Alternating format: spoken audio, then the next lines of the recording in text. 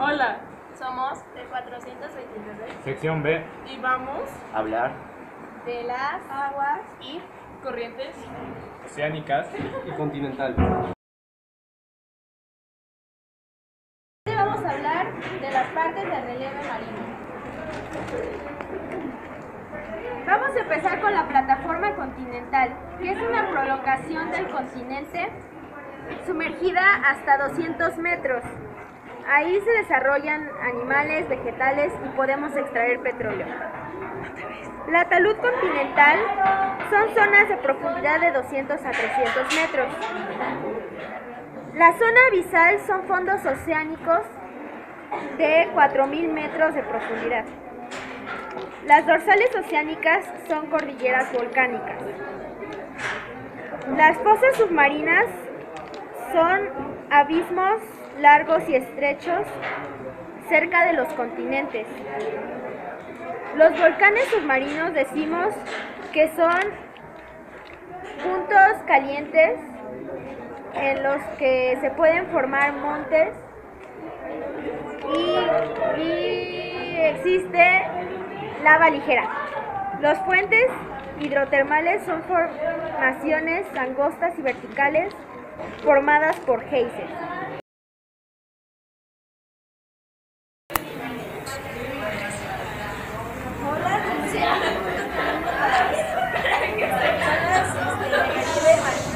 Primero tenemos la zona fotosintética, que tiene de profundidad 200 metros, en la que podemos encontrar especies como las tortugas, las lapas, las ballenas y como plantas existen el barec acanalado.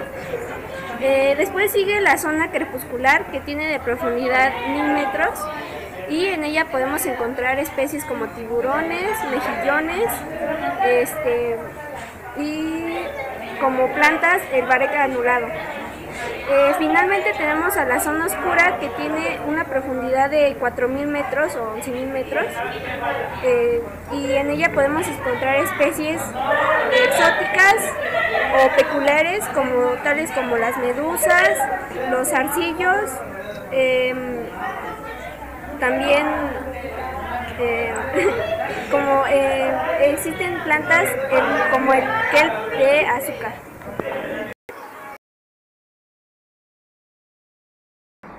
Como tercer punto tenemos la relación que existe entre el relieve submarino y las aguas oceánicas, y en este caso un ejemplo sería los parques marinos, que son zonas en donde fundaciones son las encargadas de proteger estos ecosistemas para que no se pierdan.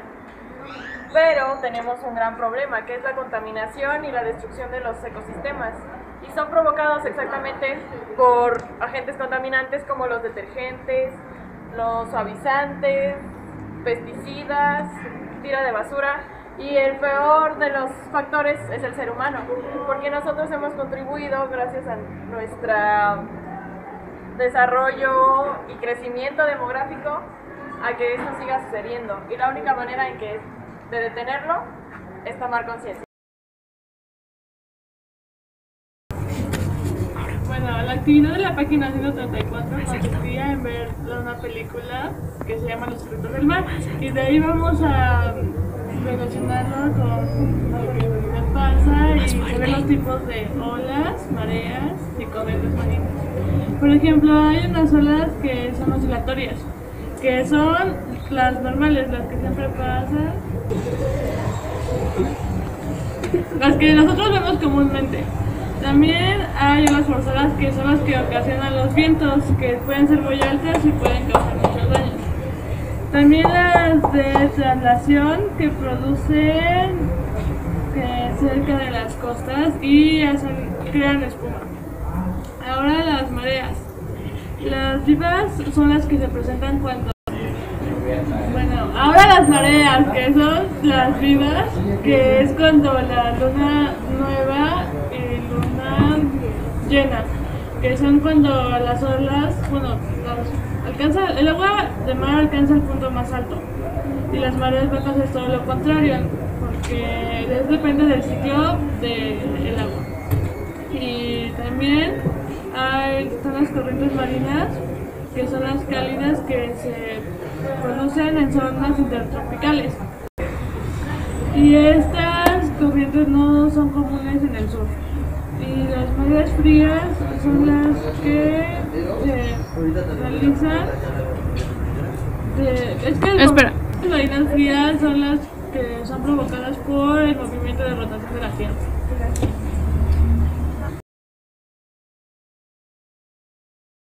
La luna atrae a las aguas, que son los mares o océanos. Y entonces, según las fases lunares, cuando es creciente y menguante, la marea es baja y estas mareas se les conocen como mareas muertas. Y cuando es luna llena o nueva, las mareas son mareas vivas, porque se alinean y son mayores. Entonces, esta altura cambia según en el lugar que estén.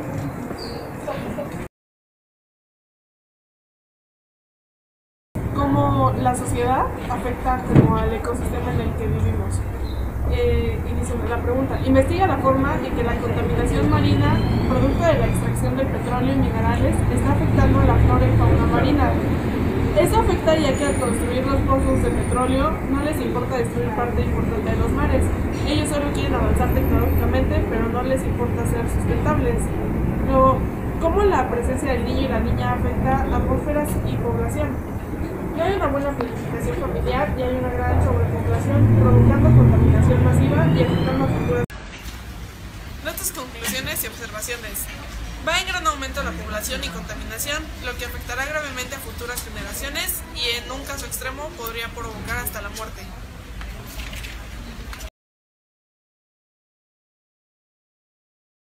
A principales ríos, lagos y glaciares en el mundo. En el mapa están ubicados los principales ríos con una línea azul, los principales lagos con un punto rojo y los principales glaciares con un punto morado. Algunos de mencionar son los del Congo, que tiene una desembocadura en Barra, una longitud de 4.380 kilómetros, una altitud de 1.590 metros y fue descubierto en 1484.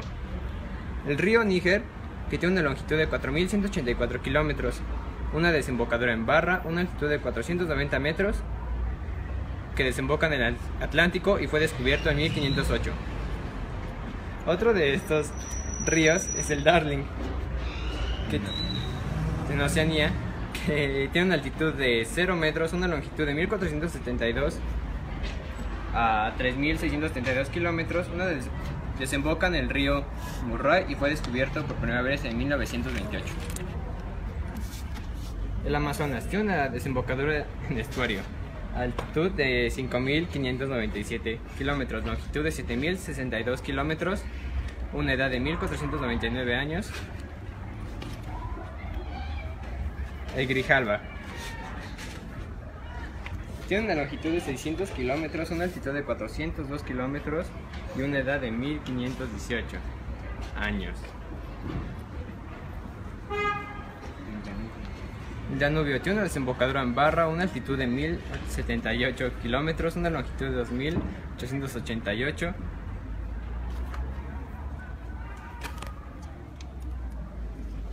Ya.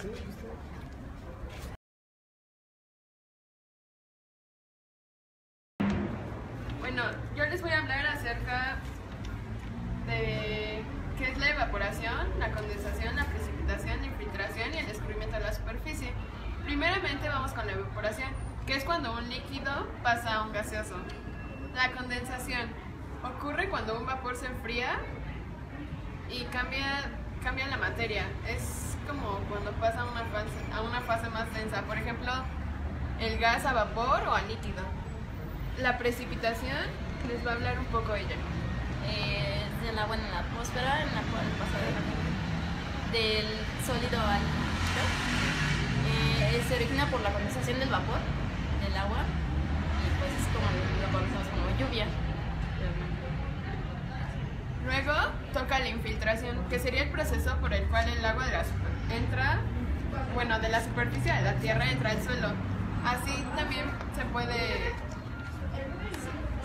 limpiar el agua sucia, por decirlo, y convertirse como en pura.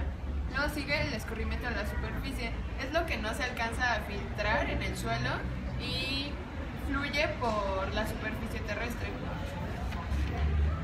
Otra cosa de la que me tocó hablar es acerca de la radiación solar y con el ciclo del agua, como la relación. Entonces, la pregunta era ¿qué pasaría si hubiera más radiación solar en una zona húmeda? La radiación hace que el agua se evapore y por lo tanto hay más precipitaciones, o sea, lluvia. Entonces, entre más radiación, más lluvia, y entre menos, obviamente menos lluvia. Otra pregunta que venía era cómo se filtraba el agua, y es realmente lo que ella dijo hace un momento, de que ya la lluvia cae en el suelo y se filtra un poco en los poros de la tierra y pasan a los ríos y a los océanos o lagos. Y otra también es el ciclo del agua. Como ya les expliqué qué es la evaporación y la condensación, el escurrimiento, precipitación y la infiltración, basta con ver esta imagen para saber cuál es el ciclo. Se evapora el agua y se convierte en nubes, y luego precipitación, o sea, llueve. Entonces el agua que llueve pasa por dos fases, la infiltración y el escurrimiento. Del escurrimiento se vuelven a hacer lagos y de vuelta es un ciclo, vuelve a empezar. Y eso sería todo. El ciclo hidrológico es muy importante para todos, pues purifica el agua que bebemos los animales, las plantas y los humanos. Sin embargo, somos humanos. La principal fuente de contaminación es la basura que tiramos nosotros los humanos, y también el derramamiento de petróleo en los mares.